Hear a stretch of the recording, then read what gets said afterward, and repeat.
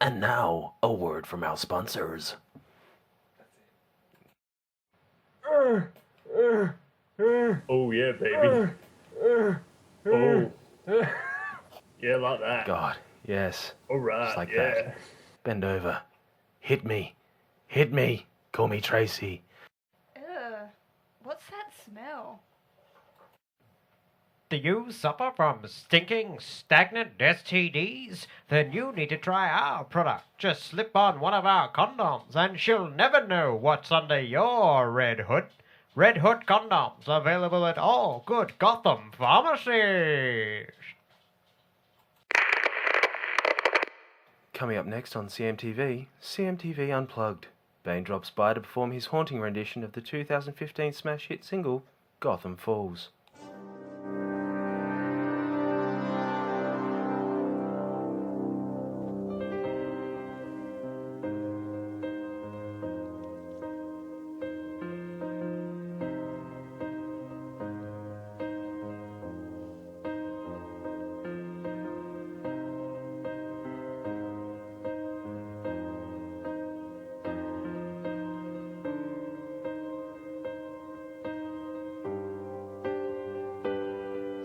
This is the end. I broke the Batman once again. Watch Gotham burn and then feel your spine burst again. For this is the end. Gotham just ash and ruin again. So Batman's death is on your hands. I swept away Jim Gordon. When Gotham falls, when it crumbles, you will then fall. We'll watch it burn together when Gotham falls. When it crumbles, you will then fall. We'll watch it burn together when Gotham falls. When Gotham falls, Gotham will break apart. Just like your spine, then your heart. When knees break spines and pits are dark, when Gotham is in ashes full of flame and spark, you have my permission to die. When Gotham falls, when it crumbles, you will then fall. We'll watch it burn together when Gotham falls.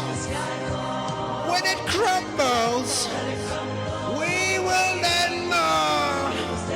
We'll watch it burn together when Gotham falls. When Gotham falls.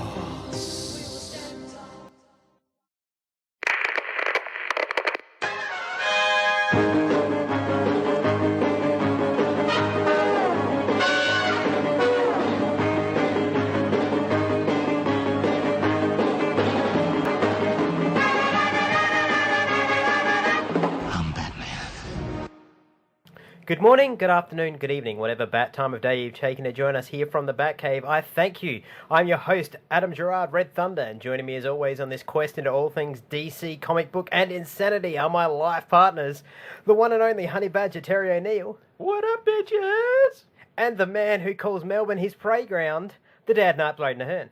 Hello, hello. And how are we this week? A gentleman. Pretty good. Was that like a were you proposing to us there, calling us your life partners or something? That was deep, man. I think it's a reference to Jay and Silent Bob, our hetero life partners. You got it. Yeah. You got it in one. Yeah. My hetero life mate. Yeah, hetero life, mate. Because polygamy is a thing here in Well, South Australia. I didn't want to get sued by Kevin Smith for copyright infringement or something, so I tried to change it up a little bit. He doesn't seem like the type that would sue for copyright. Yeah, he'd love it. He'd love it. He'd go, oh, yes. That is true. I do like Kevin Smith. He's a good guy. He loves himself too. I mean, we love him because he named his daughter Harley. Yes. No, I love him because he made good movies that were funny. That's really all it takes. He wrote things that were written well. That's really all it takes to impress me. Oh, okay, cool. So it doesn't take much to impress me film-wise. You've just got to have a script that's coherent and logical, not like As one long as- glove-ish. And as long as you went to film school for 18 months, you're good. You don't have to go to film school. It just You helps. can have Tarantino never went to film school. Yeah, he just has- Motherfucker can write a movie. Yeah, he just has a massive foot fetish he has to put in there in every single one of his films. Yeah. And? Steven Spielberg has a beard fetish. Who doesn't? Oh yeah, that's a good point. Beards are good. I actually got a inbox the other day from one of our Spanish listeners in regards to facial hair. I'll bring that up in the batsack. Oh, I look forward to it. Excellent. I look Fantastic. forward to it in the Batsack. Well, speaking of the Batsack, we should probably get the show moving along so we can get to the last segment and get our nut off. Let's start off with This Week on TV. My name is Oliver Queen. After 5 years in hell, I have come home with only one goal: to save my city. To the rest of Starling City, I am someone else. I am something else. My name is Barry Allen, and I am the fastest man alive. A friend recently gave me the idea for a new name, and something tells me it's gonna catch on. James Gordon. Alfred Pennyworth. We're gonna get the guy that did this, sir. New boy, are ya? You'd say. Good luck, mate.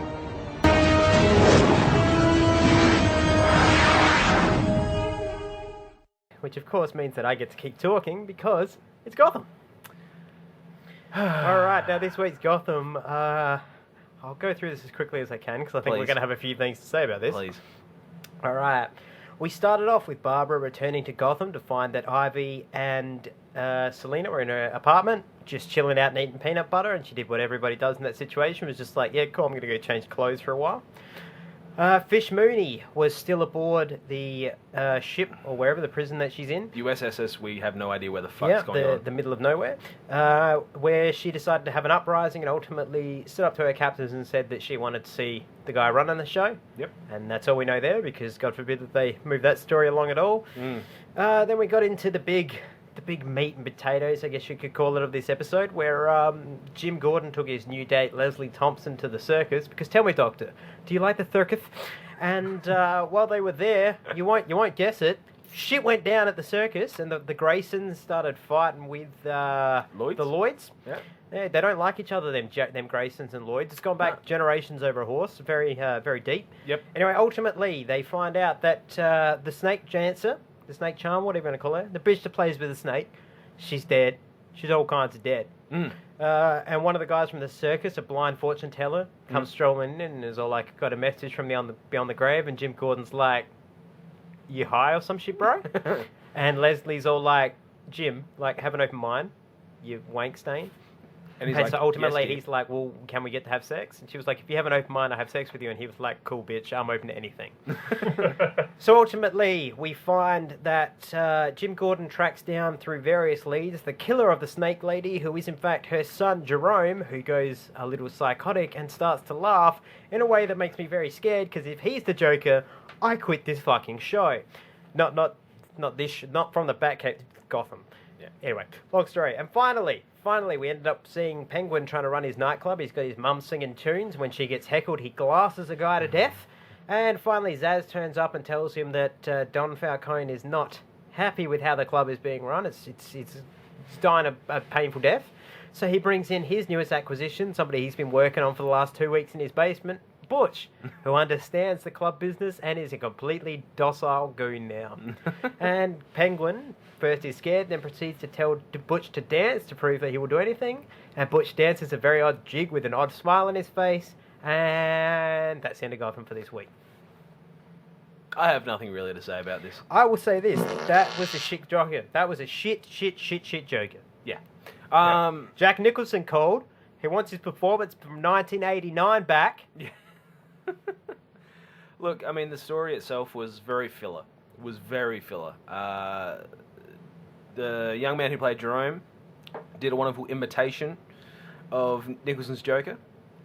Like I said, imitation, it wasn't the original. But at the same time... But that's like saying that, okay, I took a shit the other day, and I took it and I sculpted it so that it would look like the Sphinx. It does a nice imitation of the Sphinx. No, that's what I'm saying. That's but it's not the Sphinx. That's exactly what I'm saying. It's an imitation. This guy didn't know where he was going, didn't know how to come up with his own thing, so he just ripped off another actor, which I get. Imitation is the sincerest form of flattery, but there was nothing flattering about that. Other than that, it was kind of like a substandard, we have no idea where we're going, we're lost, give us a minute sort of episode. I did forget there was one small part as well where Bruce went into the boardroom of Wayne Enterprises and told the board members that he knows some sus shits are going down, and at the next shareholders meeting, if they haven't fixed it, he'll make sure he'll make sure stuff happens. Yeah, I think like from watching that, they're evolving Bruce too fast.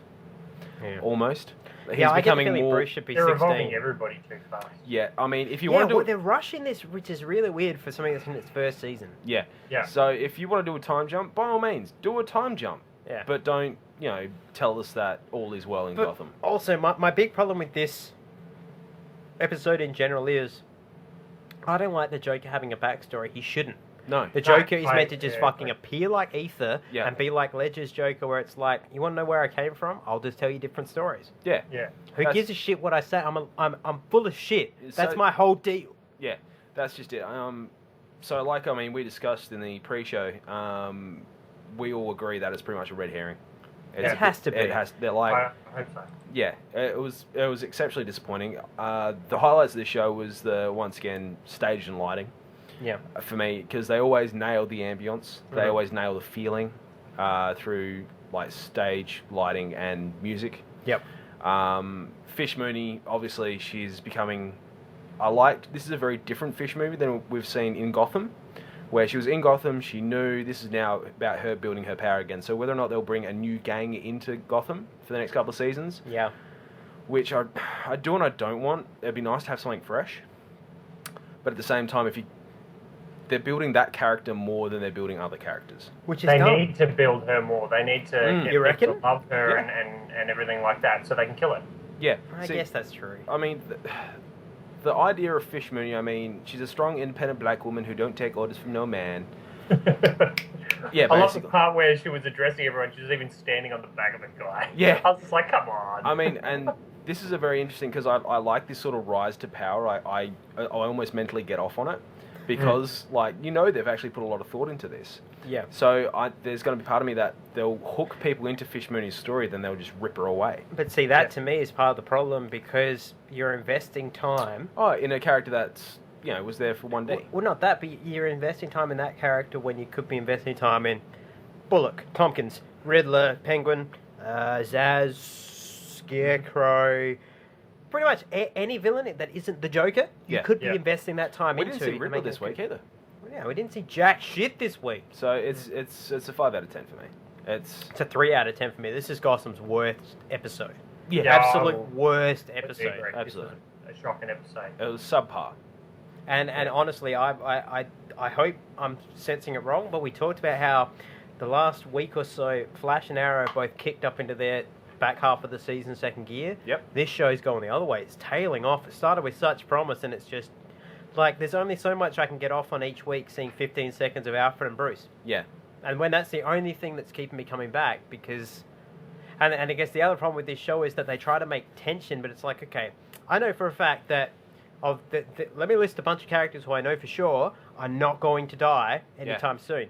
Jim, Harvey, Leslie, Bruce, Alfred, Catwoman, Ivy, Zaz, Penguin, Butch, Riddler. Yeah, no, Fish is the only one that's on the chopping block. That's what I'm saying. All these, Chris literally, Kringle? every character they put into this show that they try to get. Will Jim die? No, he won't, because you're telling me this is what happens before he becomes the commissioner. So there's no tension there. Yeah. Stop that. That's what I don't like, is they try to make this fake tension, and it's like, this is shit. This is where you've made the mistake. Where if you'd said it modern day, you can have us go, please don't kill Bullock. Yeah. But I know they're not going to kill Bullock. Yeah. I know they're not going to kill Montoya. The only two characters in my gut I feel are expendable are Fish and Barbara. That's it. Mm-hmm. And Christine Kringle as well. But Yeah, she's not but a huge she's character. just a tiny little character. I don't She think she's doesn't going to be a mean tiny little character. I think she's going to be more pivotal to the Riddler story. And when they actually do focus a bit more on Riddler, she'll become a huge pivotal point. So that's why I'm actually not writing her off as a one-dimensional character. She actually has some emotional involvement with Riddler.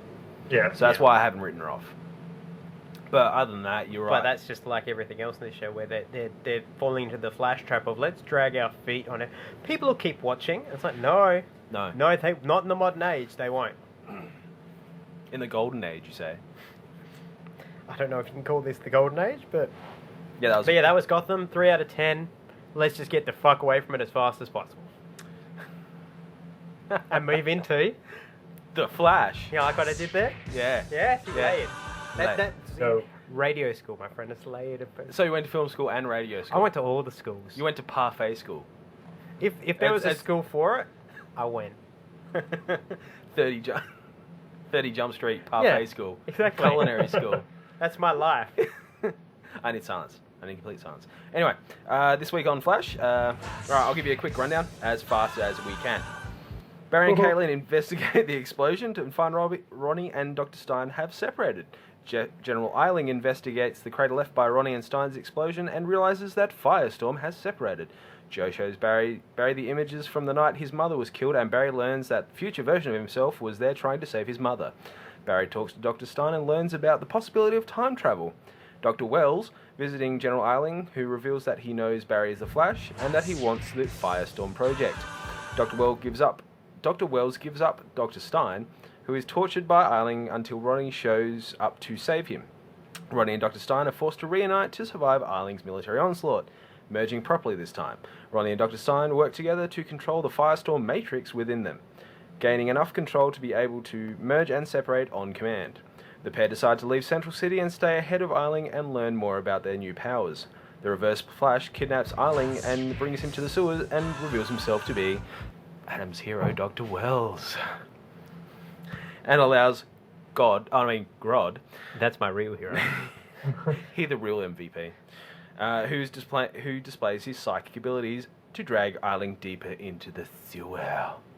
And that was Flash. I'm going to go on a gut here. Go on a limb here. Yeah. He ate that dude too. Yeah. That's 3 dudes. Yeah. That's 3 dudes he's eaten. Yeah. I love Grodd. He's just eating dudes left, right, and centre. So if you could, you would eat dudes? No.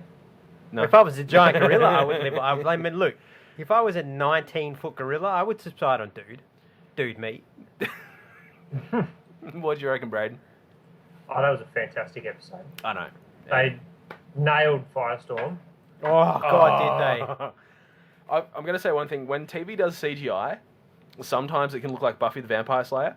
Yeah. This Come a time, long way though in 20 years. what I'm saying, no, still, sometimes it can look like Buffy Yeah, I the know. Vampire Slayer. I don't know. But this knocked it out of the park. This was like high-end Joss Whedon stuff. Ironic, considering Buffy the Vampire Slayer. Yeah, I know, right? That's like, yeah. So there's the evolution of, you've got Buffy the Vampire Slayer, Joss Whedon. Yep. And then you've got, was Captain America? Was Captain America Joss Whedon? The Avengers was Joss Oh, Whedon. sorry, the Avengers. Yeah, So- Russo brothers so, did the yeah. Captain America film. So there's your CGI. It was phenomenal. The way Yeah. they separated, The fact came that back together. his smoke turned white and his Yep. eyes turned white this time. Yep. Like Firestorm is there now, and I loved it. Yeah, it's fantastic. There is one thing that is twisting my Batnips a little bit, but I'll bring that up later. I think it's me and Braden are on the same page on this one. But other than that, this was possibly their best episode, bar the crossover episode. This was better than the crossover. Yeah, I think this beats the crossover. Oh, episode. there is part of me that all love the crossover episode, so it's like the high twos. Like they're the highest points See, so far. this episode, hands down, for me, best episode of Flash they've ever done. Best TV show of the week. Yeah. Absolutely. There were a couple of issues that I had with it. Unsurprisingly. We've got one. Yeah. Okay. And there were a couple of things I liked about it. One of the big things that I liked about it was the fact that Wells his shades of grey coming out, but for Is an it audience member, 50 Shades? he's done. No, it is 50 Shades of Grey. He's as an audience member for me, I really appreciate that out of Wells actually seeing the fact that think about why those guys went into the sewer. They went into the sewer initially because they kept talking about their electrical fluctuations, which we now see whenever Wells runs into something, electricity flutters. Yeah. Wells has been going down to visit Grodd, take care of Grodd, supply companionship to Grodd. Yeah. That is Feeding not somebody... dudes to Grodd. Yeah. Either way, but that's not somebody I can feel... I think the feeding bad. dudes to Grodd is like a side effect he wasn't quite aware of.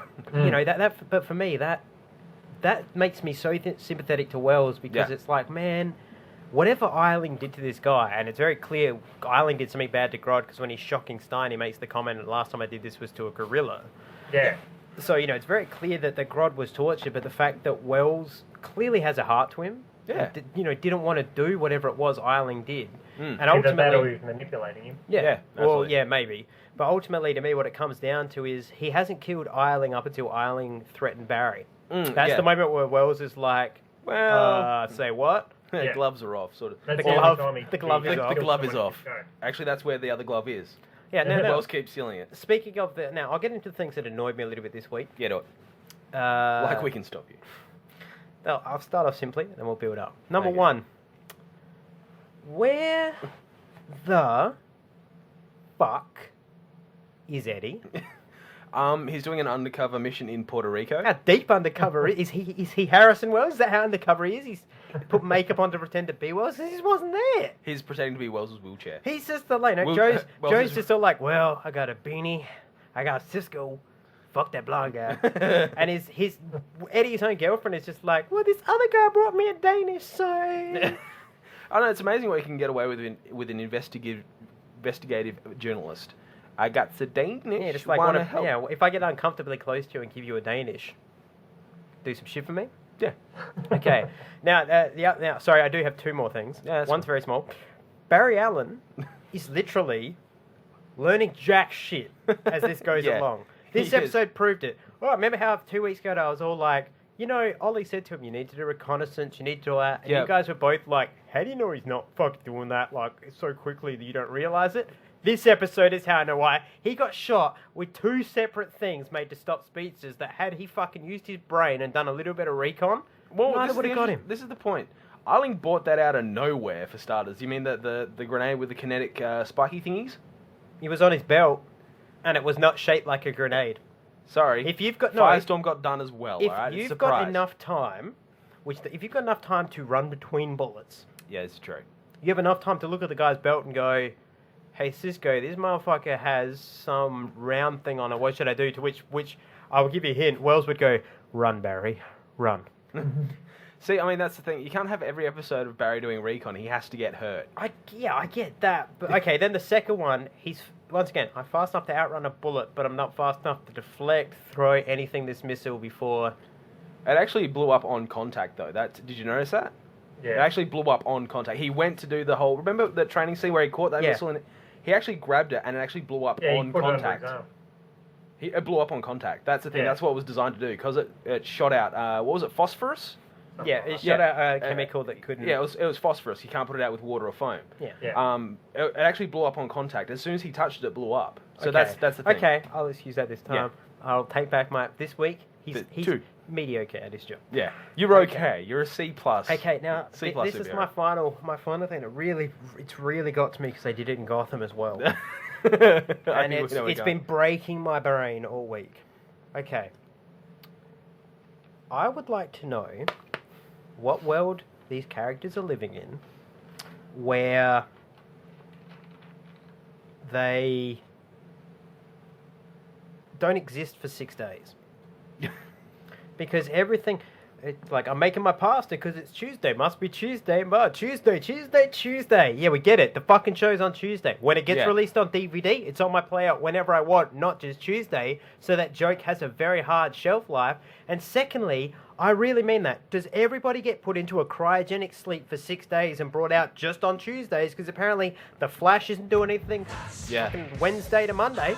Yeah. None of these people do anything Wednesday to Monday. I don't understand these cities. And they've done it on Gotham as well. They keep talking about how everything happens seems to happen once a week. Like, what the hell? See, I'm going to go back and what I'm actually going to do with my recaps now is actually I'm going to look because obviously they go through days and periods, and you can actually see it through the episode. Yeah. Like with what is it? The episode where we saw Barry starting to take out Linda. Yep. Started off in an evening, and then went to a day. Went across 3 days. Yeah, went across 3 days. So there's then they were retired for 4 days. But no, so I think what you're missing there was that it went Tuesday, cryogenic sleep, Tuesday, cryogenic sleep, Tuesday. We'll have a look at next episode, see how. But that's okay. It's really fucking getting. Well, they've got a month to work this out. Yeah, that's true. They have a month. It is getting I don't mind the jokes. For instance, Cisco when Cisco's talking about the guy they captured, he's like, that was like week 3. That chronologically, I have no issue with. That's a good joke, and that did happen in their 3rd week of existence. He didn't go, oh yeah, that happened on Tuesday in episode 3. Yeah. Winkety wink. It's like, no, I don't need you. I know. Look, I'm going to put this out on the line. I'm not dumb enough to not know what day I watch something. When I sit down, I'm like, that's how... See, the funny thing is, I know what day it's on TV, that's how I'm watching it. Yeah. I don't need you to... Like, what do you think? What do you think I'm going to be like? Oh, good thing I'm watching The Flash. Hey, I'm making my pasta. It's Tuesday. It's Tuesday? Oh, this changes everything. I've actually had moments like that, but I was exceptionally tired at the time. It just shits me. That's poor writing. Yeah. I got a thing against poor writing, man. But yeah, no, okay, what do you guys think of Flash? I loved it. Yeah, me too. That's just like a 9 out of 10 episode. Yeah. Like 10 out of 10 was when Iris gets her boobs out. That's yeah. It's building up to the Flashpoint paradox. Oh. As a we, so looking forward to that. I'm intrigued to see whether they do comic book Flashpoint paradox because they have more than 90 minutes, theoretically. So you could spend 6 episodes doing a proper. If they actually did can you imagine if they did like a 1.5 episode length just for the Flashpoint paradox? That would make. You could do it over both shows, over Batman, for Arrow, and Flash. Easy, for half a season. Yeah, because it would screw up both their timelines. But you've got granted, we know the actual Flashpoint obviously has Wonder Woman, Superman, Flash, whatever. You don't need those guys because you've got Atom, Firestorm, Arrow. Canary, Arsenal, Diggle, Green Lantern. They could even push people like Caitlin into Killer Frost and stuff like that. Yep, absolutely. Cisco's Vibe. Yeah, easy. You've got all these options. So just don't relegate it to one episode. That's all I'm saying. Don't do that. I'm hoping they won't. They may do like a Paradox Light, and then they might go heavily into it later on. Yeah. So yeah, but anyway, that's another discussion for later down the track. Well, I think that's then moves it on to Arrow, doesn't it? It does. Yes, it does. So this week we had episode, what are we, 15? About there. Yep. Close enough. Alright, rundown of the episode. Malcolm sends Oliver and Thea to Lian, where unbeknown to them, Slade Wilson, aka Deathstroke, has been let out of his prison. They are attacked by Slade, who suggests to Thea that Oliver is still keeping secrets from her. Oliver tells her that she's the one who killed Sarah while under control of a drug given to her by Malcolm. In the Hong Kong flashbacks, Oliver and Massey investigate Queen Consolidated to find that China White plans to sell the Omega. Oliver sees his sister and follows her to find her buying drugs and later kills her drug dealer. Oliver and Massey intercept the auction and recover the Omega. Later, Amanda Waller comes and thanks Oliver and Massey for their work and brings an army general to see them. He tells Oliver that he needs to be debriefed back in Hong Kong, but then he's free to go anywhere in the world he'd like. Wonderful. Yeah. This episode was weird because it was reversed to normal, where normally you have reverse flashback. Yeah, reverse arrow. He uses a club. No, he uses the other side of the arrow. He fires it at himself. Derp. No, I shot myself. Again. No, this was weird because normally you have where the current storyline, the current timeline is the heaviest story to drive you forward, and the flashbacks kind of fill in little bits and pieces. Yep. It was flipped this week where the flashback was everything, and this week's main story was just kind of slotted in. Yeah, I don't mind that change up. I didn't mind the present time storyline because it actually gave a bit of context, a bit more depth to Thea. Yep. And all I've got to say is check out the big balls on Thea. Yeah. And the flashbacks also as well gave a lot of contrast to what happened while Ollie was, inverted commas, away. And I'd like to add, check out the big balls on Tommy. Yeah, Tommy was amazing this week. I mean, so it was nice seeing him back on screen as well because he has a very nice presence. And I like the fact that, in Oliver's absence, Tommy somehow blended Oliver into his personality. So when he's around Thea, he's Oliver. Yeah. When he's around everybody else, he's just like, Tommy, hey ladies, Tommy's Big Rich, how you going? Yeah. So, and I like the fact that we saw how he picked up Laurel as well, which yeah. you know, It's the just fact that, dinner. and just the fact that Tommy, you know, cares about Thea so hard that he's gonna work that hard to make her not screw up her life. Yeah. Yeah. You know, that to me is He didn't really do a great powerful. job, but he didn't do a bad job. He did the Yeah. best he could considering he's not her brother. Well, he is, but he didn't know that. Yeah. Well, yeah. I don't think yeah, I don't think he knew that at all. No. No, he Um, never did. So, for me, it kind of showed a different side of Oliver as well. Like, we got that killer instinct, where especially Yeah. when the drug dealer His came family along. was involved. Yeah, when Yeah. his family came along, snapped the dude's neck, and I think me and Adam had a quick conversation about in regards to throwing over the balcony. If like the CSI was kind of like Barry rocking up, like with his one glove, working out how the guy broke his neck. So Okay, let me put this. If one glove Barry turned out to work this out, he'd just be like, I don't know, should I just touch everything with my ungloved hand? You want to, if Joe West was turning up to solve this mystery, he'd be like, I reckon this guy fell and broke his neck. yeah, so we Let's go discovered get that. lunch. Yeah, we. Somebody see my beanie? I need my binner. So yeah, we discovered that that'd be actually a really good, reasonable way to cover up some like snapping someone's neck, just throw them over the balcony. But it's kind of like that killing instinct kicked in for the Yeah. first time, really. Whereas you saw him kill in season 2 and 3, but I think in time frame wise, this supersedes season 1 and 2 sort of thing, if you know what I mean. Yeah, well, Yeah. this is the first time he's willing, like, the Yeah. other kills so far in that timeline Yeah. have been because Waller's forced his hand or because he's had no other choice. Like, on the island, he killed people, but he hasn't had a choice but to do that. Yeah. Whereas now, it's like, I need to protect myself, but Absolutely. ultimately, if they know I'm here, Yeah. Waller's going to kill Thea. Yeah. There's Yeah. no way in hell I'm letting that happen. Did anyone Yeah. else notice it was quite funny how his hoodie was actually green? Yeah. Yeah. But that disguise is stupid. Not even some grease paint would fool people. Yeah, didn't Maseo Yeah, make a Maseo comment called about him it? Like, out. you think Yeah. you can hide from everyone wearing a hoodie? Yeah, he's like that is the worst disguise ever. Not even grease paint would fool people. Yeah. Yeah, and we got to see Diggle's younger brother, who Yep. was... He's Yeah. gonna be dead. Yeah, genetically, I don't know how they're related, but, you know, I think it's just... I know him as the token black intern from Bones, so yeah. And now he's token black brother. Yeah, his token black brother. Green Lantern watered down, Green Lantern light, Diggle light, as I like to call him. Diggle light. Diggle light, light on carbs, light on meat, and light on man. So, no, I, like think the his fact, thing was though, brother. The one thing we did see this week that separates Thea and Oliver, though, is that Thea's prepared to kill. She Yeah. chose not to. Yeah, She chose not to kill Slade, yeah, but ultimately, I think that's just because Oliver's right. The punishment of putting him in that prison yeah. is so much worse for that guy. Yeah, he hates And that's it. why she did it. But that's like when Slade made that comment, you know, looks like you don't have the killer instinct either, kid. Yeah. And she's like, I wouldn't be so sure. That was the moment I'm like, she chose to shoot you in the shoulder. Yeah, Be thankful. yeah, yeah. Otherwise, you would have been completely blind. Yeah. Yeah, blind stroke, the reckoning. The reckoning. No, look, we're once again at one of these problem situations where it's a good episode, so we can't bag on it. Yeah, that's Because it. there really is very little to bag on in this episode. It was just not as good as I have Flash. my gripe. Yes. Why? Take a thing from you, Adam. Why was Felicity in this episode at all? Why? I don't remember seeing her, to be honest. She She turned is. up. She's in the flashback when goes Oliver's with that, downloading yeah. from his dad's that's office. right. And she's Yeah, like, she's oh, talking to you're kinda herself. Cute, too bad you're She's dead. going, oh yeah, oh wow, you're cute. Too bad you're dead.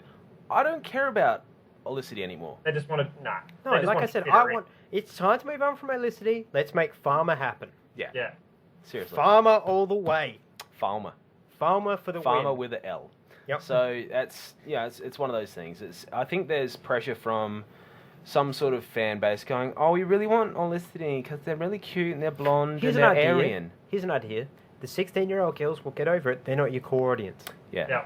Despite the fact you're on the CW, Yeah. they are not your core audience. A superhero show's core audience will always be males 13 to 39. Yep. It's the Stop same it, you're with twisting my batnips. Sorry.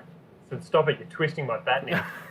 Oh, multiple twistage for our man Bray. Well, Bray, you got much else to say about Arrow?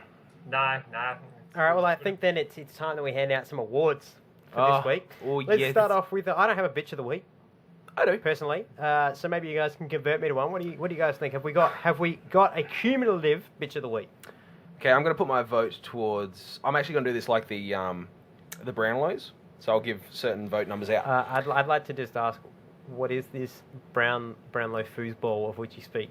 Well, obviously you know what the Brownlow is because it's the foosball, but the way they vote, there are judges and they give 3 points, 2 points, 1 point. And I'm going to invest in a couple of whiteboards. I'm going to put one up there for a tally so we can actually buy an award and actually mail it to this person saying, congratulations, you're our bitch of the year.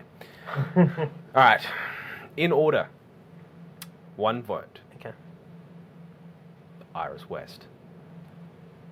Because she can be bribed with a fucking pastry. Yeah, she just gave up everything. Like, a Danish let me dig up all the dirt. Carbs? I haven't had carbs for 6 months. What are you, I'm fucking surprised. nuts? I'm really surprised. I know this is going to get me a lot of hatred on the internet, but Yeah. I'm really surprised he didn't walk in with a fucking grape soda and a plate of chicken. Yeah. Yeah. It's like that. Because it was just, the way she had it was just like, is that watermelon? Excuse me, I got to get my stereotypes on. 2 points. All right, my vote is. Hang on. He's not done. Sorry, you're not done. Yeah, no, there's 3. He's got 3. He's building up. 2 Oh, points. okay. 2 points. See, Braden doesn't understand foosball either. That's okay, that's alright. We'll put our points together and we'll find out a cumulative bitch of the week. 2 points. Felicity Smoke. For just being Felicity Smoke. Serious, I'm actually quite over that character now. I am gotten to the point where it's like, that's nice, you're a cute Jewish blonde girl who's good at IT. We get that. And Olicity is not going to happen. She talks to herself because she's so zany. You know what, I'm just going to just take this away from you. Just swing that away. Okay. 3 points. Can I get a drum roll? Could you hear that? Barbara gets my 3 points. And I'll tell you why. It is her award. No, it's not actually just because it's her award. No responsible adult comes to their home and goes, wow, 2 juvenile intruders consuming my goods. Let me go through a couple wardrobe changes. I'll sit on the couch and eat chips with you while we bag about my ex-fiancée. And then whinge about the fact he's moved on with someone who's in a better headspace when I left him. I have a question for you about those outfits as well. Yeah. Why were 2 of them pajamas? Was I the only one? I watched them like, so you're going to go to a cop station wearing silk pajama pants? Yeah. I think that's a jumpsuit or a shorts. It's one of those things that girls nowadays wear. Clothes. Yeah, basically, it's beach clothes.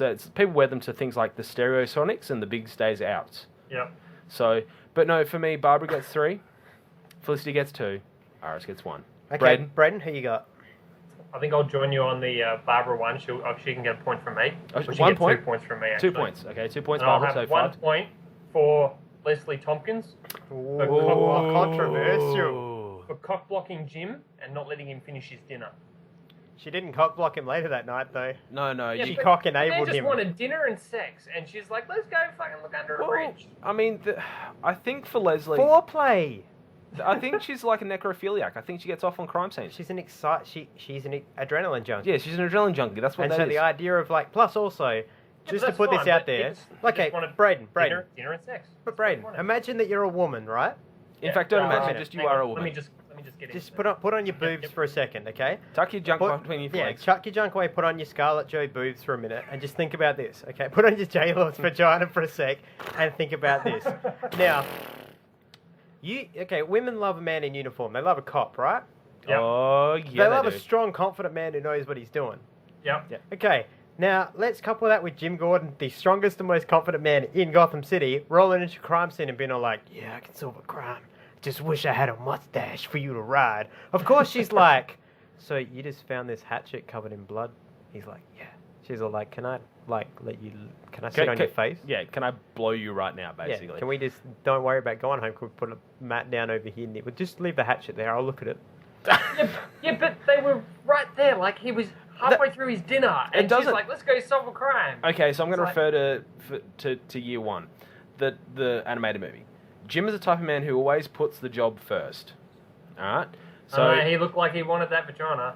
he got the vagina because he smelled like women's soap and he was clean shaven in the same clothes, alright? He wasn't clean shaven, he was unshaven. Yeah, that's true. That's one of the things Actually, Harvey no. picked up on. Didn't he point out, he goes, you're shaven, you're wearing the No, same you're clothes. unshaven, you're wearing the same clothes, and you wear and you smell like lady Smell like soap. lady It's soap. easy. Yeah. Because his razor isn't there. Have you tried to shave with a fucking leg razor? I have. That shit does not work. Well, I haven't because I have facial hair. It's clear Oh, that I don't have facial hair. That's my mistake. I'm just saying. Like, I'm just saying. If you've ever shaved one, if you've ever got to the point where you're like, I need to shave one of these, it does not work for your face. I use gaffer tape. Okay. Anyway, continue. Who gets 3 points? No, that's all I got. Okay, so Barbara is our bitch of the week. I'll tell you what. I've made a decision while you guys were talking. All right. So I've got to give 1 point, 2 points, and 3 points. Is that right? Yeah, 1, 2, and 3 points. Okay. My first 1 point. Yes. Goes to Barbara. Okay, 6. Yes. 2 points. Yes. They go to Barbara. Okay, that's 8. And I'm going to give 3 points to Barbara. 11. So with a resounding win, ladies and gentlemen, Barbara is our Barbara bitch of the week. There you go. Da, da, da, da, da, da. All right, now it's time to move on to the Cranston Award, the Man of the Week, brought to you by this picture of Bryan Cranston. And I'm going to let you two go first because I've got one that might be unexpected this week. Braden? I'm still marinating. Kind of have to go 2 with Firestorm just because it was nailed. The both of them, they were both great. The whole thing was nailed. Yep. Yeah. What else can I say about it? That's all. Yeah. That was great.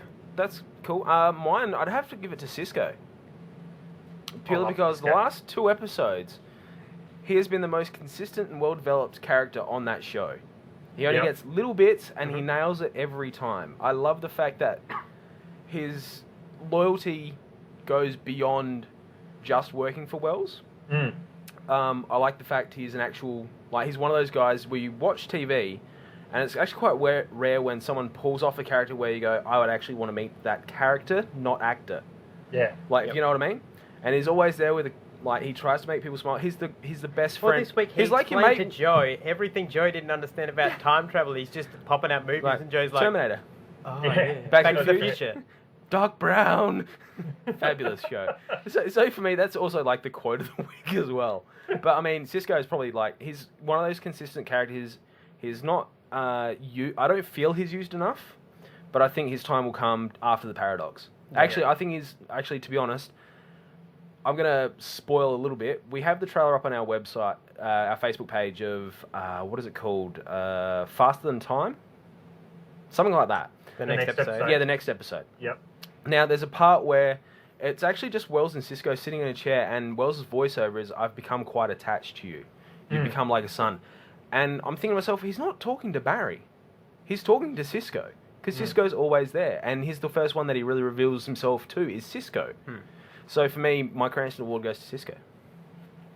Okay, well that brings me to mine. You talk about character development. Yeah, absolutely. You talk about somebody who takes little tiny morsels and makes them I have a outstanding. feeling I want you to... I'm thinking you're going to say Paul Blackthorne. I am indeed going to say Yeah. Detective Lance because, Yeah. god damn, Yeah. he played an alcoholic Yep. to perfection. He Yep. played an alcoholic standing on the verge, holding his bottle, thinking, Absolutely. do I jump or not? Absolutely. Perfectly. Yep. But not only that, he played a hurt father real. I don't like TV shows where it's like, Victimization. yeah, well, it's like, you're my kid. Yeah. So it's, I automatically view. He's like, no, you and I, Laurel, we were the ones who were together. You were mine and Sarah was hers. You and I had a connection and you Absolutely. broke it. You destroyed my trust.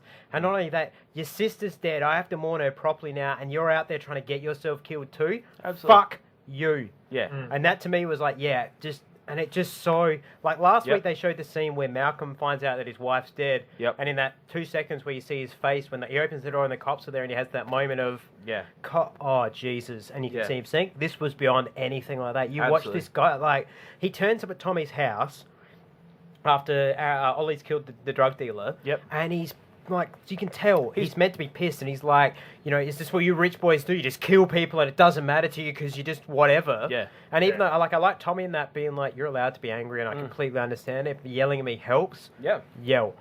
But I loved Paul Blackthorne. I loved Lance because now there's a reason to really care for this character because he is like even when he's like, what do you're not afraid my heart's going to give out on me now? Like it's this whole like, to hell with you. You knew this for how you told your mother. Everybody knew but me. Yeah. See, how dare you? I think he's kind of like the Tom Cavanagh of Arrow. Yeah. He's this beautifully well-crafted, accomplished actor. An Englishman who pulls off a fantastic, Nice angry Brooklyn accent. Yeah, an angry Brooklyn accent, but he has that constant growl about It's it. got a gruffness to him. Yeah, he's gruff. He's kind of like he's a mixture of Bullock Gordon. and Gordon. Yeah. He's gruff enough, and the character he portrays is so beautifully crafted, and it sounds like I'm just wanking on, but if you seriously look at the development of that character through season 1, Yep. up to this standpoint, that development has been spot on and beautiful. Yeah. What I hate is what they're trying to do with Laurel is make her a strong woman by looking at the bottle and then pouring it. That shitted me. I think that was more going for the whole. I don't need it, sort of thing. But No. It was the metaphor wasn't about Laurel. That was the whole when my homie dies, I pour one last drink for my homie. I don't think that's what it was. I do I don't because think what it was. if you looked at it, she looked at the bottle, poured it out, and then the shot where she's pouring it wasn't about Laurel. Yeah. It was Sarah's grave, and she was pouring directly onto Sarah's grave. Okay. Which to me is meant to be that symbolic of, as I say, when somebody dies, One last drink. you pour the one last drink out. And I think that's what it was. I think what it was meant to say was that Laurel is dead. Sarah is dead. Mm. All that is left is the canary. Yeah. Because Laurel is not Laurel anymore. Yeah. She's in the same way that Bruce in Gotham is not Bruce. Ollie, and they keep bringing up these episodes, how many people can you kill, Ollie, before you stop being Ollie? Yeah. Ollie is not Ollie. Roy is not. None of these people are who they are anymore. They are, Yeah. with the exception of Diggle, because he's just Diggle, He's they Green all Lantern. became somebody else. Yeah. And that's what it is. Laurel has stopped being Laurel. She's not a drunk. She's not out of control anymore. She's just... The canary. She's just the canary. Yeah. The black canary at that. Yeah. And he even called her that. He was like, aren't you supposed to be on your leather, black canary? Yeah. So, no, Paul Blackthorne, a.k.a. Detective Lance, absolutely my man of the week. He gets my Cranston. Beautiful. Well,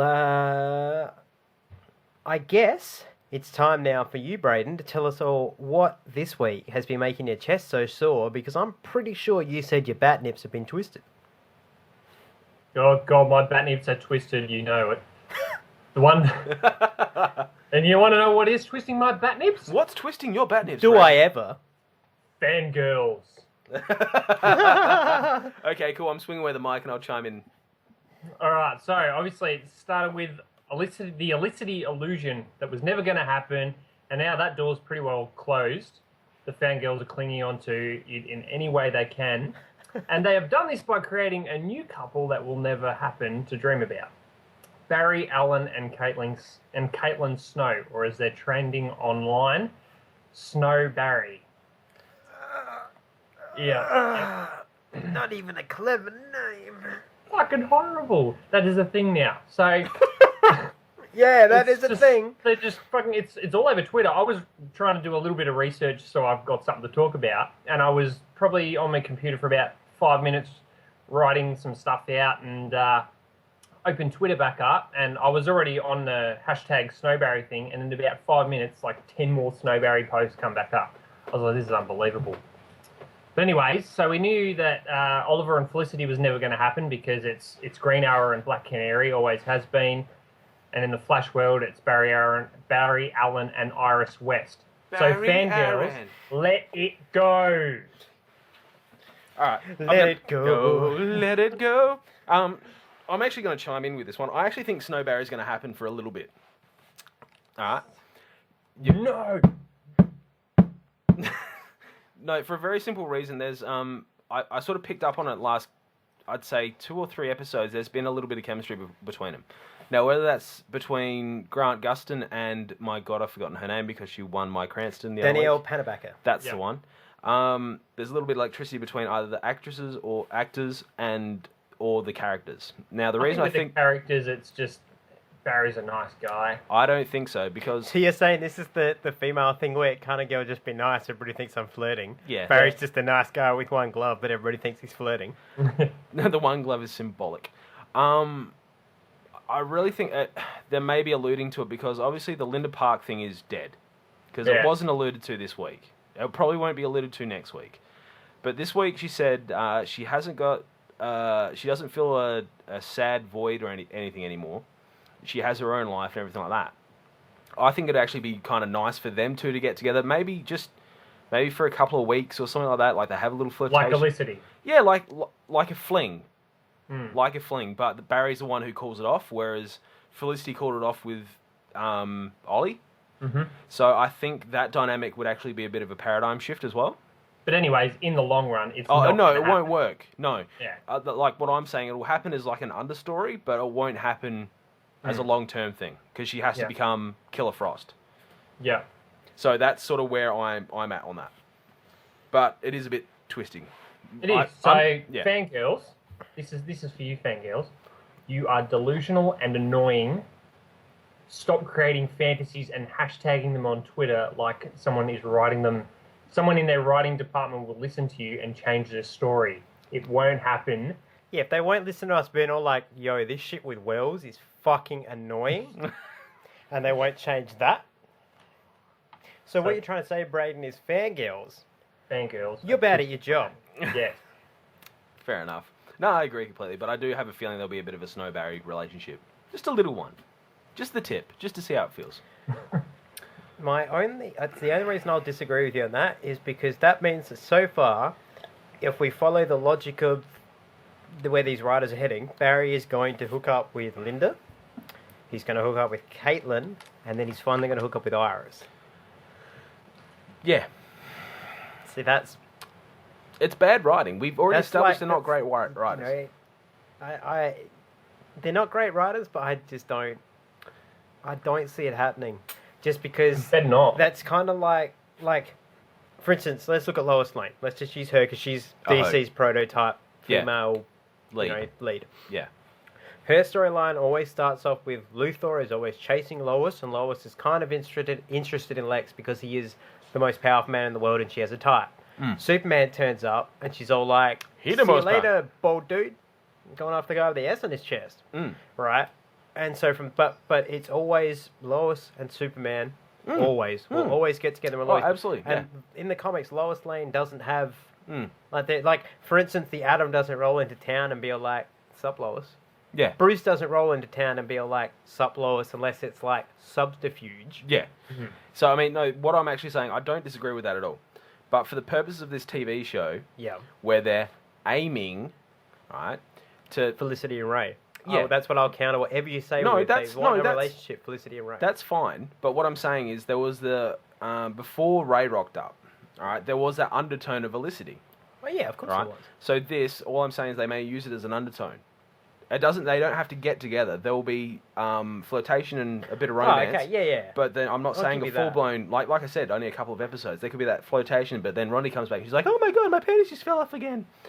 What would be really awkward if she has sex with Firestorm, so technically she had a threesome. Yeah. Mind you, what's his name would be loving it? Yeah. Stein. Feel like in being like, now, Ronald, please focus on not ejaculating. Think of baseball and calculus formulas. He'll be talking dirty to Ronnie. Oh, that's even worse than touching swords, man. But as Justin Timberlake said, it ain't gay in a three-way. The only reason that I feel that won't happen is because they are building so heavily to how in love with Iris Barry is. And how he's just all like, I don't care, I don't feel anything anymore, trying to lead himself. Yeah. And now the fact that Iris is clearly starting to come around, and she's centimetres away from joining the dots. She is so... The fact that she's now... Okay, Ronnie is Firestorm. Yeah. She's starting to join her. All this weird shit is going on. And it all started with a pastry. So she's, she's about to find out who the Flash is. Yeah, and that's absolutely. the moment where she's going to go, holy shit, it was right there in front of me, and then Eddie's going to turn back up and be like, well, I was undercover, but I'm back. Hey, how come you're leaving me? And then he'll go talk to Joe, and Joe will be like, it's Tuesday, man. And she does crazy shit on Tuesdays. Yeah, it's Tuesday. She'll have pasta, a Danish, and fuck Barry on a Tuesday. Just go back into your hyperbolic chamber, and we'll come back in 7 days. Yeah, simple as that. I mean, that's what I'm saying. It's just going to be an undertone. It's not going to be anything major. That's where I'm coming from. Well, it's going to be an undertone. Ultimately, Braden does have a point here in that fair girls are stupid. The problem is, absolutely. But it comes out of bad writing because you wouldn't have that problem the fangirls don't read comics. Yeah, ultimately. Yeah, they're but there fans of hasn't the really show. been anything in this show that's going to suggest something's going to happen between them. Yeah, no, but what I'm saying is that they don't read the comics, so they don't understand. They only know what the writers give them on TV. Yeah. And the writers are writing something that, like I say, we can't make it obvious for anything. And it's like, you need to make 2 or 3 things in your show obvious. You need to. You wanted the mystery of Wells, fine.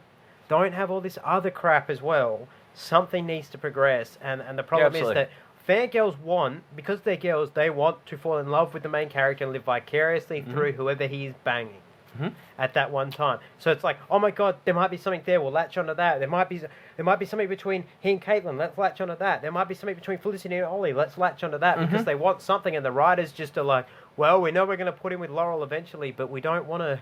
We don't want to rush anything. Yeah. Well, we know he's going to have with Iris eventually, but we don't want to rush anything. It's like, yes, that is the problem with your show.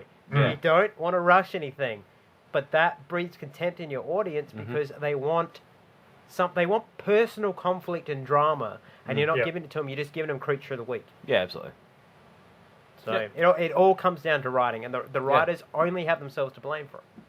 And that's why when they start doing Ray Felicity right, fans won't have a problem with them. Fangirls will latch onto that because they'll finally have a relationship that isn't going to self-destruct. Yeah, between two very pretty people. Yeah. It's a nice One of them who Aryan has couple. the worst costume ever. He's not Aryan. He's got brown hair. She is. Well, she's technically She's got- Jewish. She's the furthest thing from what they wanted. Let's talk about Ray Palmer's Adam outfit. Clear face shield. Let's talk about Ray Palmer's riot shield. That's all. Other than that, the suit looks wicked. Yeah, it's just the crappy faceplate that looks like it needs fucking like windscreen wipers on See, it. Eric, it kind of reminds me. If you've seen Frozen, there's a scene where I think it's Elsa goes to this like snowed out little trading post. There's a dude behind the counter, the fat Austrian goes, "Hello."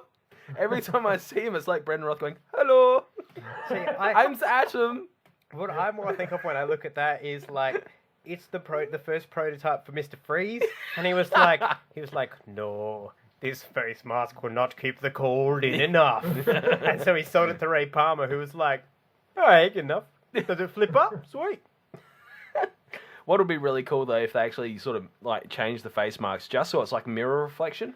But then again, you run the risk of looking like Cobra Commander from G.I. Joe. Yeah. I think that costume's going to change. They seem to love giving them shit costumes and then evolving them. Yeah. Because we're clearly going to head towards Barry with yellow piping and with the white. Yeah, like the proper emblem. yellow piping, not the subtle, like the proper one. Yeah, and the he's yellow gonna have the boots. proper stuff. Yeah, I want yellow boots. Yeah. And then I you want can actually the white have symbol. Yeah, and then you can actually have Reverse Flash completely reversed. Yeah. So yeah. Well, that's the other thing as well, is that the Reverse Flash outfit isn't the Reverse Flash outfit. That's just it. Let's not get into this again. No, we're not going to. We can discuss it. Who is Tom Cavanagh's Wells. Yeah, We'll but he just get walks. angry. Anyway, let's not get into that because it'll make me mad. At a It'll fast make me strut. mad.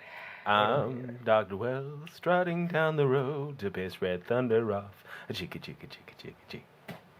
And now it's time to talk about this week's movie, The Flashpoint Paradox. Yay! And now for our feature presentation.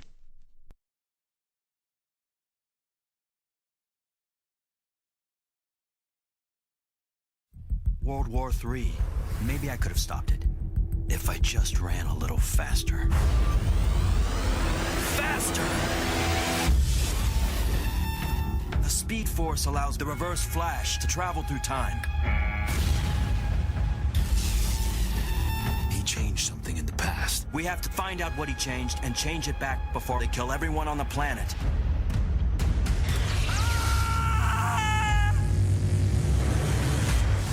In my world, I'm a hero. You mean like Batman? No matter how fast you run, you can't save everyone. We're running out of time. War's over. Everybody lost. No! You'd be amazed the monsters this world can create.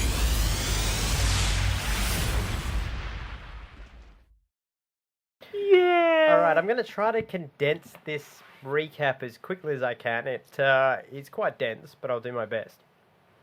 Now, this film basically dealt with the fact that Barry Allen misses his mother and ultimately would do anything to get her back, which Eobard Thawne, the Reverse Flash from the future, capitalizes on by ensuring that Barry's mother lives through the accident that he would ultimately go back to stop, thus negating the entire world and leaving us in a world where all of our heroes are backwards. For instance, Aquaman and Wonder Woman have been at war for many decades. Ever since they first got together, Arthur cheated on his wife with Wonder Woman, who took exception to it, and Wonder Woman cut her down and stole her crown.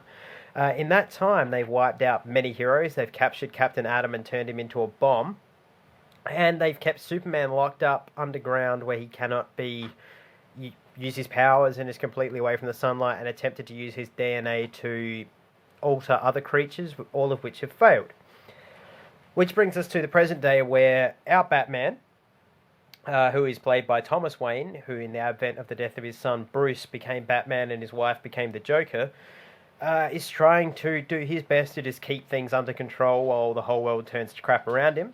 Barry turns up powerless and tells him that he knows who he is, he knows who Batman is, Batman proceeds to whoop his ass and then ultimately believe him. Barry recreates the accident, gets his powers back, and attempts to undo time. Obviously, Cyborg and other Justice League members turn up and are heroes throughout the thing. They save Superman and bring him out into the light, where ultimately he shows back up to help save the day, but not quick enough, because at the very end, Batman is dying, gives Flash a letter to take home and tells him to run, and Flash proceeds as basically an atom bomb goes off, disintegrating the Earth and everything behind it. He runs, breaks the time barrier through the Speed Force, tackles his other self out of the way so he never stops his mother's death, and resets the world to where it should be. He then turns up in the Batcave to tell Batman all about it, which Batman, as in Bruce Wayne, Batman finds kind of entertaining that he went into a parallel world and all, as only Batman could, where it's like, wow, that must have been fun. And Flash gives him the letter from his father telling him that he loves him and that he's proud of him.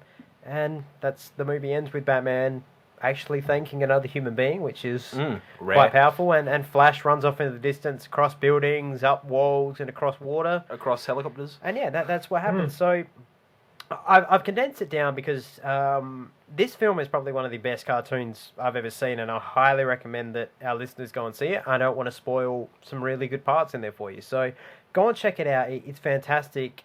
It's going to be, I guess, similar to where we're going to lead with the TV show in the long run, except I think the TV show will obviously extend it, not necessarily do it better, but do it differently. But this, for what it is, for 80 minutes, it's completely worth watching. It's fast like The Flash should be, and it's powerful as hell. So, guys, I'm going to throw the floor open to you now, and you can tell me what you guys thought of the Flashpoint Paradox. Braden, do you want to kick it off? Yeah, right. I guess I'll start with the war between Wonder Woman and Aquaman. It was very, very different, I guess, for those characters, but it was also really good. You know, it was very brutal for an animated movie. I don't know. I loved the way those characters were played, and I loved the conflict between them, and it just such a massive. I don't know how to put it. It's just such a massive difference from what you would normally see in a typical superhero movie. Well, it's almost like. Do you watch much Star Trek, Braden? No. Okay, in Star Trek, there's this thing called the Mirror Universe. Mm-hmm. Basically the same thing. It's an alternate reality, but instead of Starfleet being about peace, it's about war and conquering. And every time they go through, things are slightly different. Like, for instance, Spock, who in what I would call our Earth, he's very logical and precise and wise, and their Spock is just evil and hardcore, and like they live on a system where if you do something wrong, you're punished by pain and death and all these sort of things. That's what this felt like to me, was that they're in the alternate reality where all these heroes still exist, where they're just the worst corrupt versions of themselves once they get that kind of evil in them. Yeah, and that's kind of what this whole world was like. Like we had that conflict. We had Batman, who was obviously had the same sort of tragedy that Bruce did, but he obviously responded to it very differently. He was a drunk and shooting guns. He was happy to kill people. Yeah, shooting guns. You know, he couldn't get the information he wanted out of Harley Quinn, so he just fucking throw her off a building. No worries.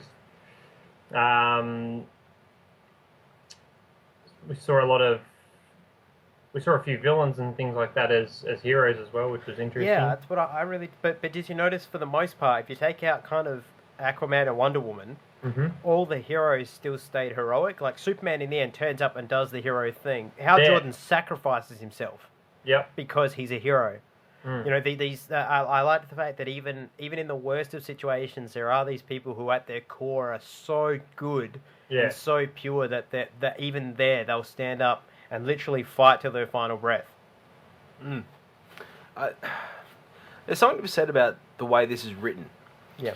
You're trying to explain it to someone, and it's it's kind of like you're almost contradicting everything you know and feel about DC. Yeah. I like the way, starting in the beginning, I like the fact that Zoom at the end of it is still that, what's the term? Arrogant prick. Arrogant prick sociopath that knows exactly the buttons to push. Yeah, and he knows that's exactly consistent. what to say. Exactly to say. Barry is always that guy who tries to do the right thing and always messes up somehow. Batman is always Batman no matter who dons the cowl. The Joker is always the Joker. The Joker is always, that is the one thing, like when I first watched this months ago, that was the one consistency I was hoping for. When you have a Batman, you must, it's not a you have to, you must have a Joker to balance that out. Yep. The Aquaman and Wonder Woman relationship, it's almost Romeo and Juliet-esque, but in the way it ended. They both, like, the way Wonder Woman still held Aquaman, even though he was already dead, and as the bomb came, you could that was probably a realisation going, well, what was the point? What was the point? You know, everything's going to shit. Absolutely. For what? How they tied in Captain Atom. How they said, but he went flying over there and we never saw him again. He was caught. So, and it's that constant moral story that DC are very good at telling. Yeah.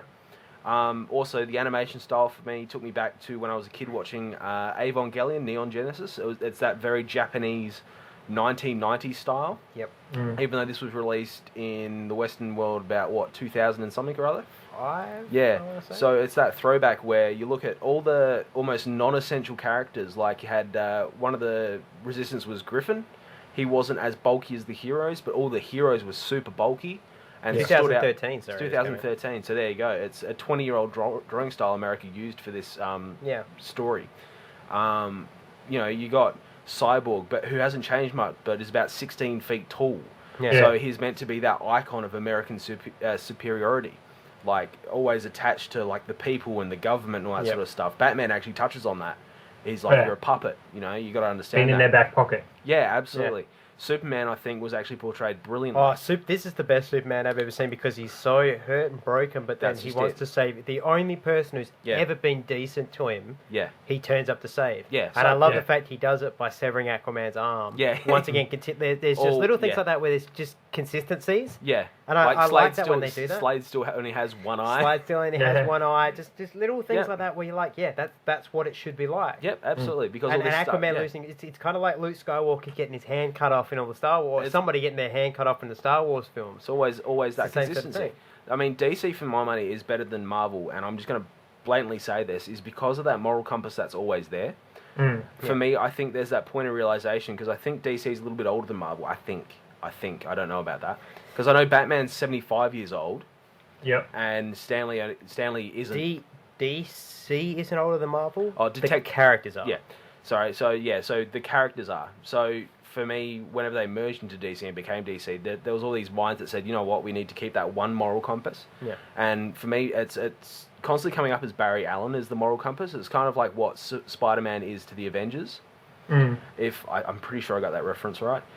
So he is always that moral compass. He always still tries to do that right thing and tries to influence other people. Barry is the everyman who, as a human being, you can't really relate to Batman. Most people can't. I mean, I can because I understand the mission and what he's driven by, but I'm not Batman. Nobody else is Batman. You can't really be like that. Same with Superman. You can't really Superman. You can't really relate to Superman because he's just an alien. Yeah. Yeah.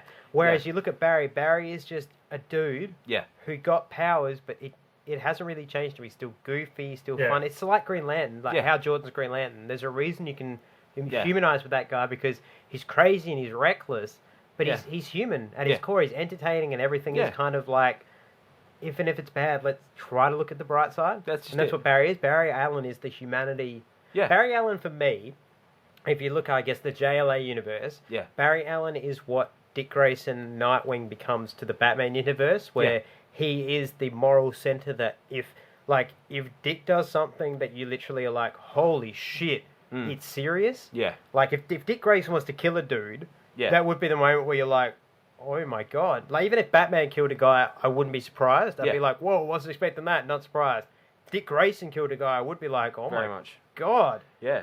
That's like a serious sort of almost like a moral crime against. Yeah, and that's what Barry is. Barry is that person that we can all relate to because he's fast, but he's still just a regular dude under that. Yeah, and I mean for me, I've said it before, and the reason why this movie doesn't resonate with me because I like it so much because it deeply humanizes a character, and it's not the only character that really gets humanized as a person is Batman. Yep. In those final scenes, you actually see him cry because he's never had his father tell him he's proud of him, and I think as a human, I think that's what we always really hope is that our parents are proud of us and loves us.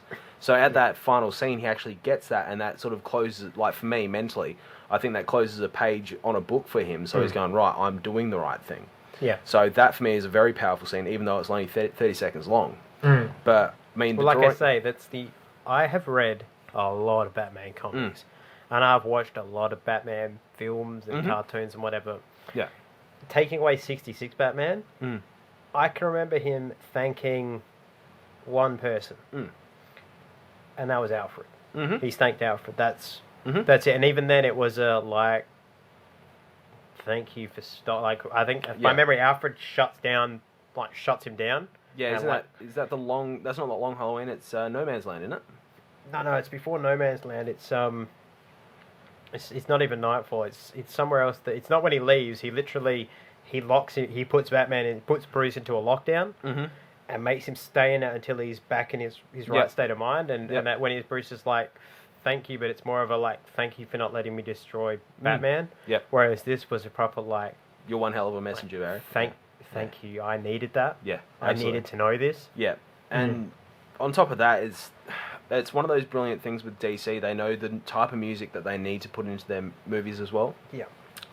Even it's that orchestral trumpeting sounding of the horns, almost the sound into battle. Heroic. It's heroic. It's almost like John Williams said, take that one. You are actually right. That's what it is. It comes down to, I think, a very primal part of ourselves. Because think, horns have been used to signal battle and victory and whatever else since, Jesus, at least 800 AD. Yeah.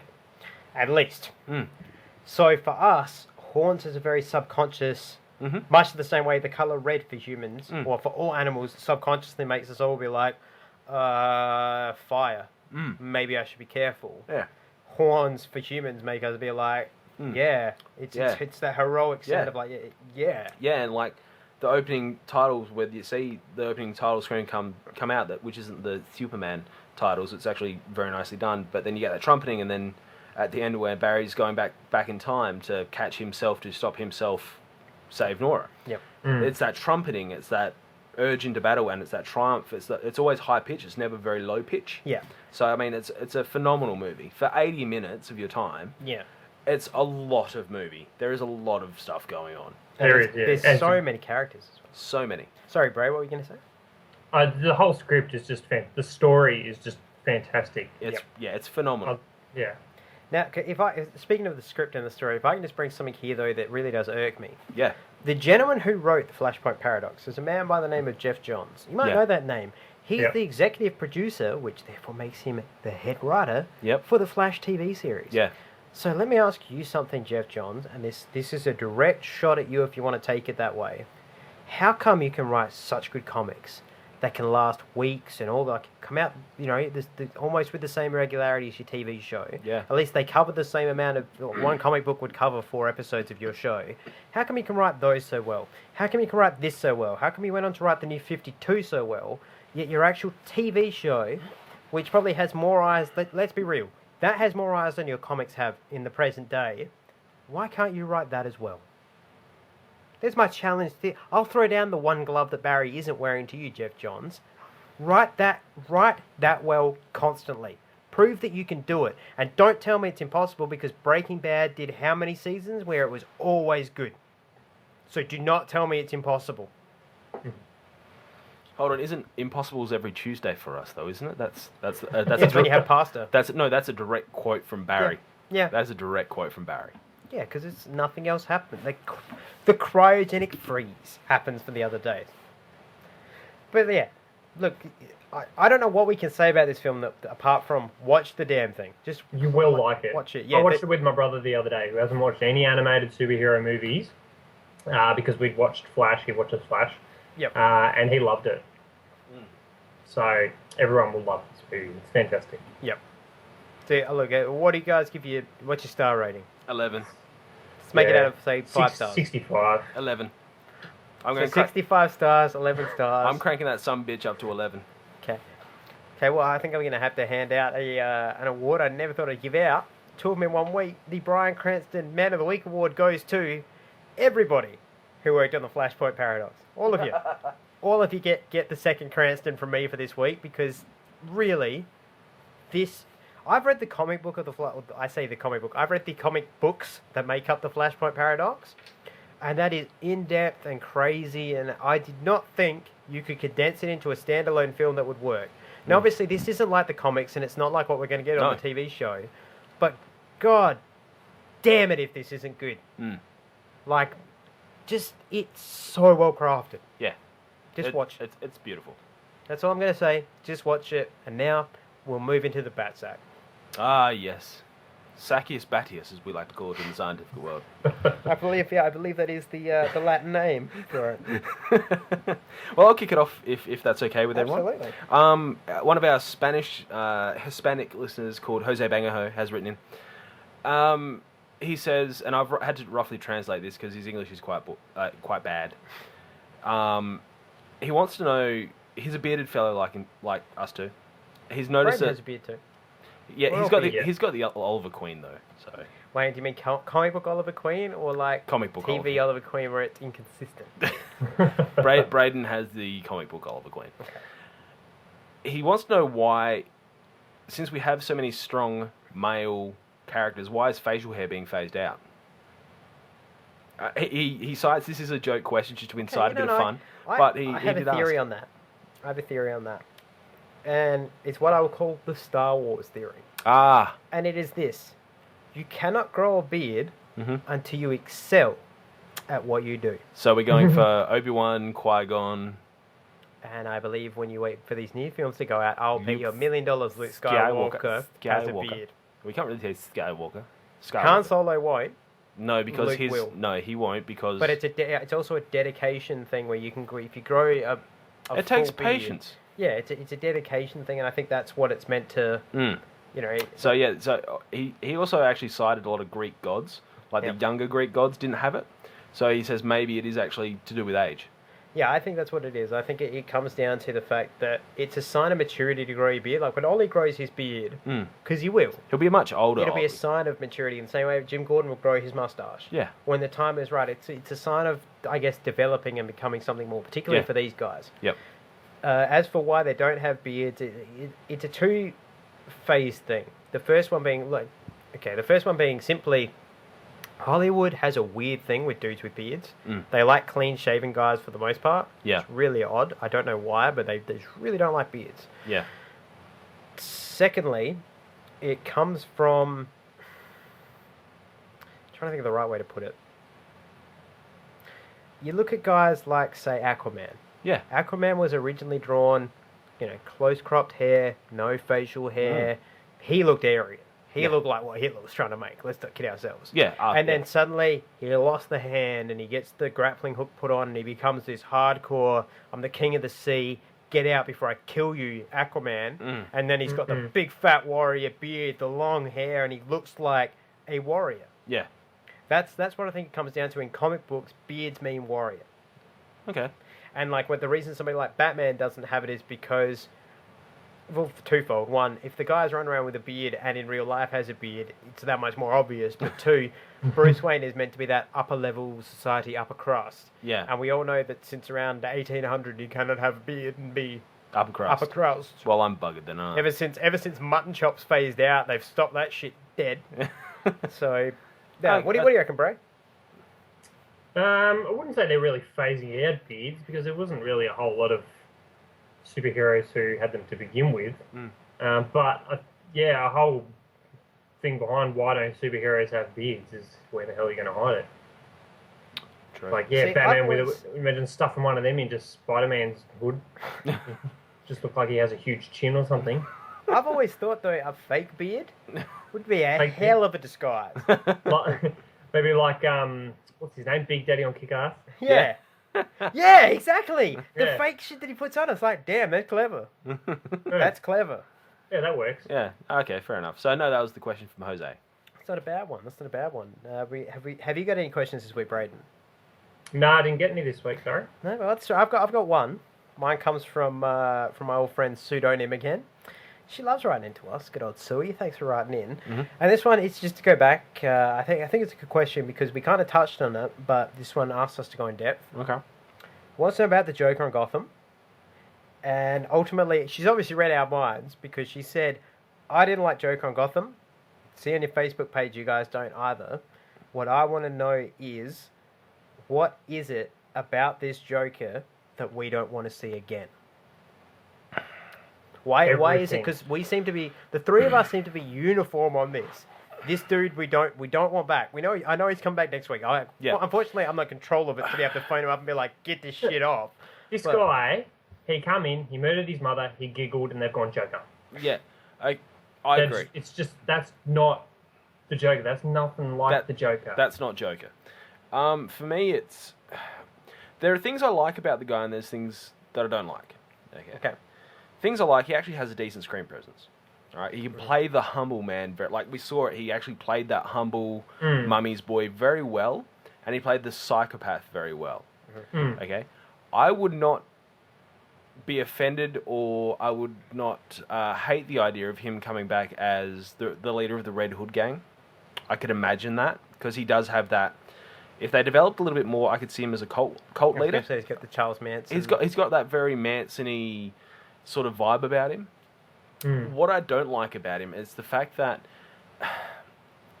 it isn't Joker because of what Adam did touch on. Joker is basically that guy who comes out of nowhere. He's a mystery. Yeah, that's the idea. He is the mystery that can't be solved. It just cannot be solved.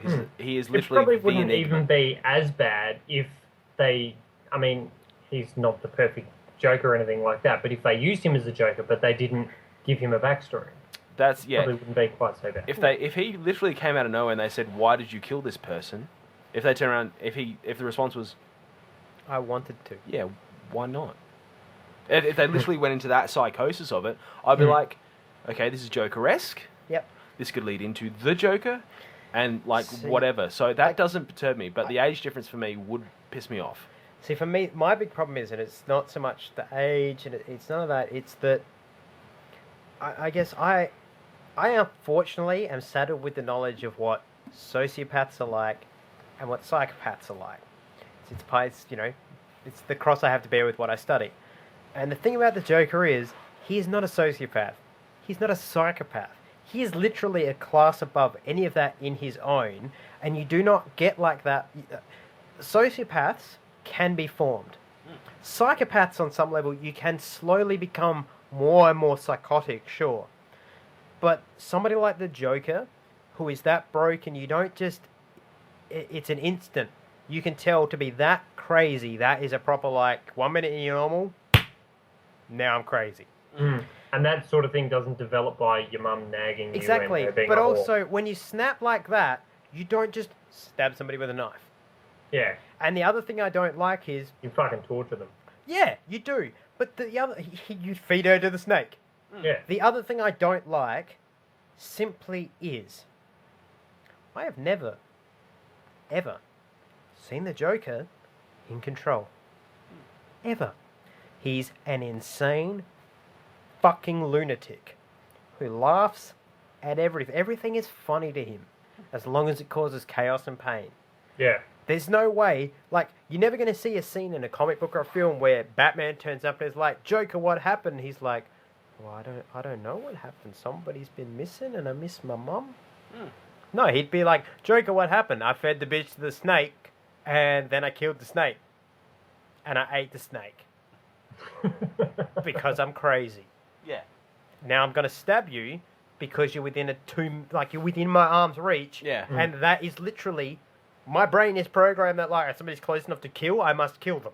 Yeah. That is the Joker's deal. And There's then no I'm going to way- go bang Harley and then beat the shit out of it. Yeah, and like, let's go one step back. Okay, he's in the room with the blind guy. The blind Yeah. guy's like, I'm your dad. You must have known that. Surely you know that. You're meaning to tell me, the Joker, the craziest guy on the planet, isn't at that point going to grab that dude's head and just start mounting it into the table before Jim can even stop him? Yep. Yeah. That's what the Joker would do. Be like, oh, you're my father? Bang. No, you're not. Yeah. If he'd have done that, if he'd have snapped and just smashed the shit out of that guy, and then looked at Jim and been like, I told you I don't like naggers, that I would have been like, I'm on board. Yeah. Because that is the Joker. Yeah. But with the guy just being like, you're not my dad, and I didn't kill my mum, I'd never kill my mum. We know you did it. Yeah, I did it. Ha ha ha ha ha ha ha ha. Let me impersonate Jack Nicholson. Yeah. That's why, yeah. Every point you've brought up, that's why I don't like him. That's what it comes down But to. the thing is, he can be a great character. The character of Jerome can be a great character. Yeah, but I also Do not get him to smile like that and laugh like that. I also don't want it to be, oh, this is the Joker's dad, because it's like, so what you're trying to tell me... We're getting privy information. No. What you're trying to tell me is that somehow this level of psychopathy is genetic. Yeah. I refuse to believe that. Yeah. Because, like I said, that level of psychopathy is beyond anything.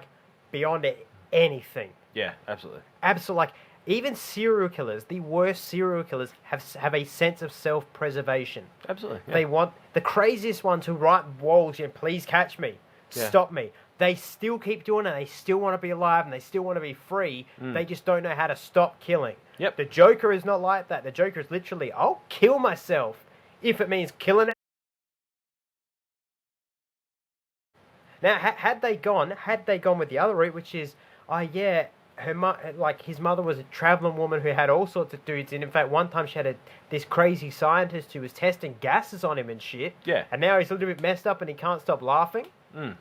Brilliant. Cool. Bring in the Joker gas first. You brought in the fear serum. Yep. Bring in the Joker gas first. Venom. Yeah. Bring that in. Viper. If you bring in the Joker gas beforehand so that we go, ooh. And then, eventually one day Joker will go on to take that, refine it, and make it his own. Yeah. That's even fine. But having Absolutely. it be, here's a redhead kid. And that's the other thing. He's got red hair. Red hair. We know the Joker loves shit like that. Yeah. This is a red hair. Yeah. There's literally red hairing us. Yeah. But it just, to me, it feels so off to tell us at the start of the season, we're going to tease you with this, you're never going to see it coming, the Joker's a big mystery, and they'd be like, psych, there he's smiling at you. Either their ratings hit so hard they didn't have a choice, or they are misleading us on purpose. They'd have to be misleading. Like, we've already met Tommy, we've met Hush. Yeah. Okay, so there's a big bad for you. But we don't need Joker for another 3 seasons. You don't need the Joker at all, actually, until year 2. Yeah. No. You don't need the Joker should not be in Gotham City until year 2. If you want to go the route Batman creates the Joker, it's the end of year 1. Yeah. Because that is the last mistake he ever makes. Yeah. And it's a twofold thing. 1, he thought he killed a dude, so he never wanted to make the mistake again. 2, look what the fuck it turned into. Yeah. He's not making that mistake again. So, see, this is where we kind of get caught with the Red Hood gang. That's the thing. If you want to establish Red Hood gang as like a 10-year gang that have like risen up, and then you've got literally Bruce year 1 fucking up at Ace Chemicals, fine. Yeah. No worries. But that will be your last season. That'll be the last Well, they're season. bringing the Red Hood gang in next episode. Well, that's what I was just saying. If you're going to establish Red Hood gang like as one of those underworld, not like crime lord gangs, but just one of those street gangs that have been gone for 10 years. Well, this could be the start of the Red Hood gang, because like you say, ultimately we're 10 years away from a Batsuit. A Batsuit. And the thing is, as soon as Joker pops up, that is your last season. I personally think that should be the last episode of Gotham should be the Joker turning up in town. Yeah. That should be it. The very last thing should be, even if you don't see him, just you have saw him the coat from behind.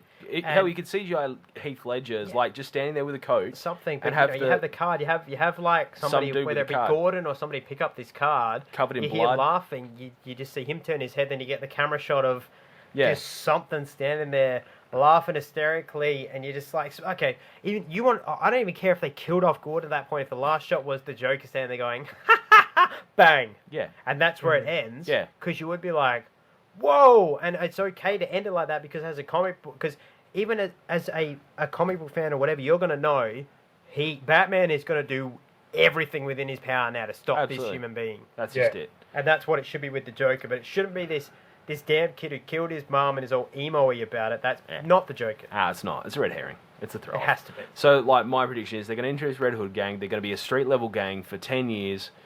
And then from there, you'll spawn Joker. And that'll be last season where you start to spawn the Joker. Yep. Last episode will be a Sopranos-esque ending. Yep. Joker, fade to black. Do you want to know what my big fear is? What? My big fear is that this week coming, Jerome puts on a red hood and is running around a chemical factory, and Jim Gordon's all like shooting off shots, and Jerome falls into a vat of acid. I really hope not. That is my biggest fear. Yeah, absolutely. Because the way they did Scarecrow was great. We don't need to bring him back for quite a while. Yeah. I'm really scared that they're now going to be like, oh, that worked really well. Let's do that with Wolf. Yeah. I hope not. Thing is, I want to see them develop Poison Ivy. I want to learn about Poison Ivy, how she becomes this femme fatale, and how they're going to work that botanist thing in. Yep. But that's another 5 years. I'd still like... Technically, Bane is in his prison. Whatever prison Bane is locked in this universe... Bane is locked in as a child. Yeah, that's what I mean. Bane is there, and I would... At this point, this is the age where they start testing the chemicals on Bane. Show us that. Yeah. He doesn't have to get out of the prison. You can just show us this kid being tortured slowly but surely. In a Spanish prison or some shit like that. Yeah. Because he's Spanish. And then you can build up to him eventually escaping. Absolutely. He could escape at the age of 16. He can be like 5 years older than Ivy and all that. Yeah. That's the thing. He's an experienced fighter. He's an experienced man. Well, he doesn't even it's the venom. The venom is what gives him everything. No, it's just that that's just it. He is older. Yeah. So you can just give him that slightly older thing. It just didn't work. They tried something, and I'm hopeful that they learnt from their mistake, but I don't think they did. I think they all think that it was great. And I dare say, if they're smart, like the reviews weren't favourable. Yeah, that's true. Yeah, the reviews weren't favourable. People would have watched and go, flaccid penis. But you've also got to remember, the problem with that is that, and this is something I've read online, and it makes my fucking brain hurt. Yeah.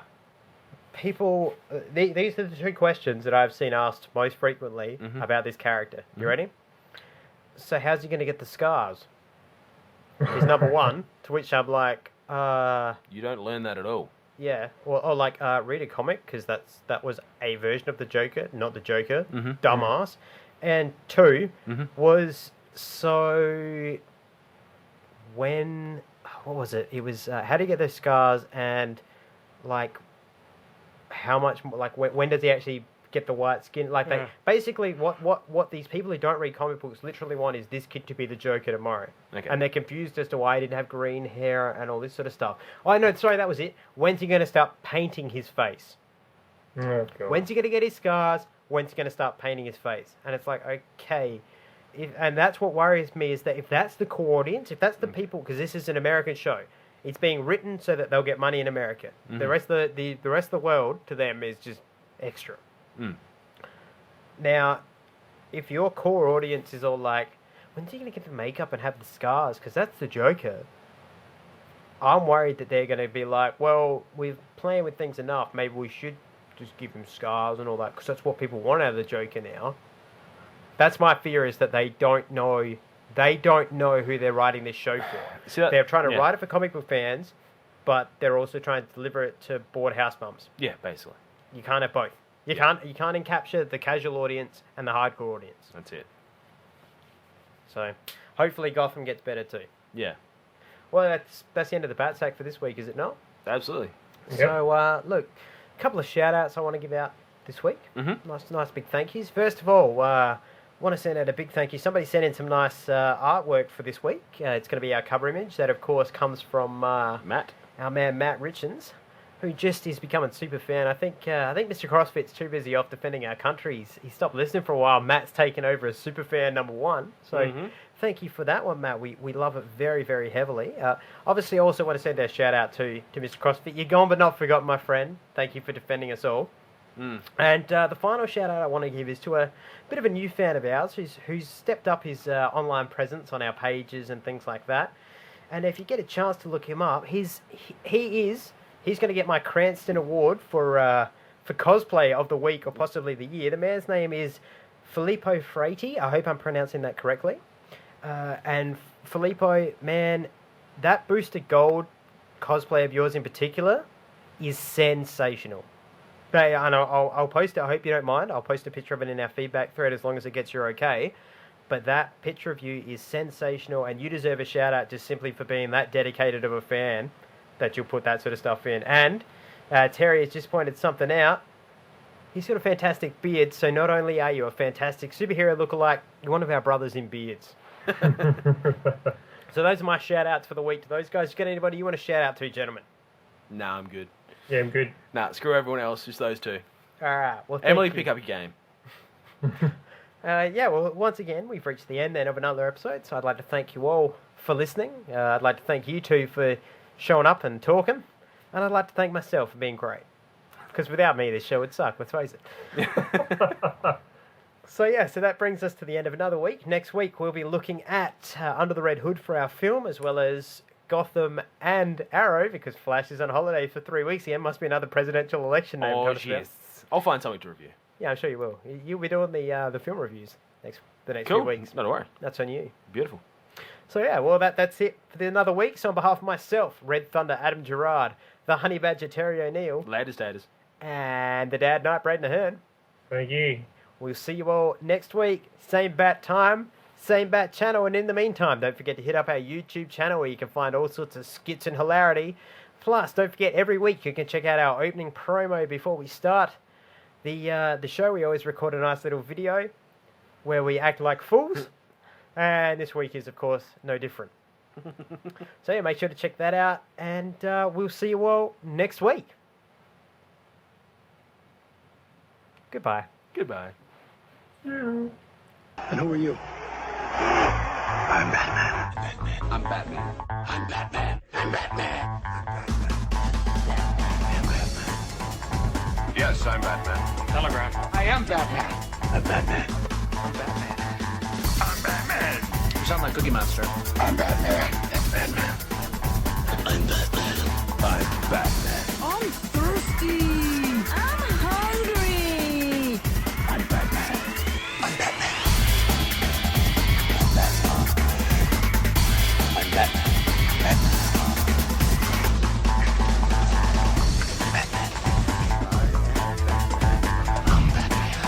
Darling, I don't have to answer to you. I'm Batman. I'm totally Batman. Clearly, I am Batman. I am Batman.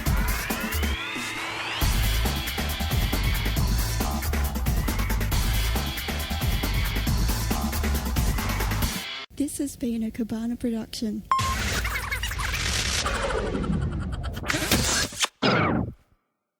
Just imagine being better for a Kiwi Superman. Put it down, Lethal. I'll fucking jiff you.